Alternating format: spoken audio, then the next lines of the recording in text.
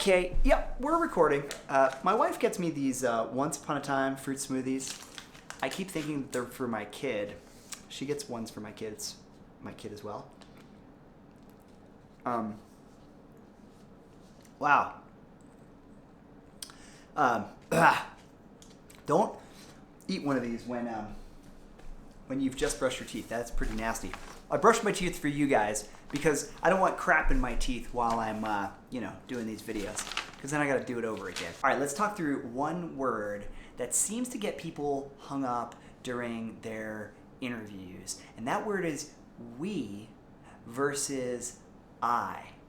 So a lot of stories that get told during interviews are said and described with the word we did this or we did that.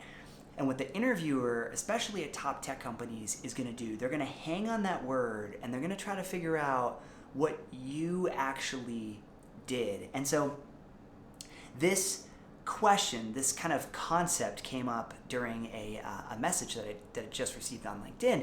And the guy said, hey, I got an Amazon interview coming up. What's like one quick takeaway that, that could get an edge? And I said, don't use the word we when you're describing situations. And it was really fascinating.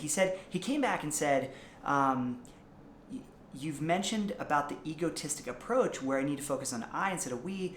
That's a good trick, even though in real projects we're working as one whole team. And that's really true. It's interesting. Like, people don't want to boast, and people don't want to seem like they're too egotistic when doing an interview. But you got to just think about this from the perspective of an interviewer. All they're trying to do is figure out what you did so that they can figure out how you can deliver the same type of thing, the same type of results at their company if they hire you, right? So that's really it. It's not really about ego or anything like that. And it seems like culturally, I've talked to quite a few people, like people in America, they're like, sell yourself, right? Like, that's kind of a common thing. But in other countries, and the people that I've talked to, people try to shy away from saying that they did anything, right? Because it is a team effort, and that's 100% true. But from an interview standpoint, if you say the word we a lot, then the interview kind of keeps having to come back and say, well, hold on, like, how did you do it? What did you specifically contribute? And so it's just a little interviewing game that's being played.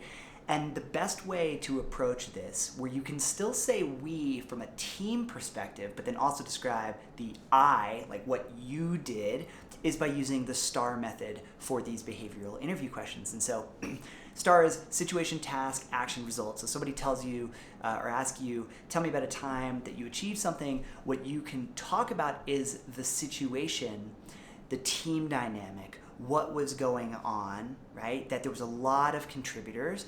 And then from a task perspective, you can then quickly jump into what your goal was, what your task was, how you were thinking through that goal independently from the team, and then what action you wind up taking, whether it was a goal that you set or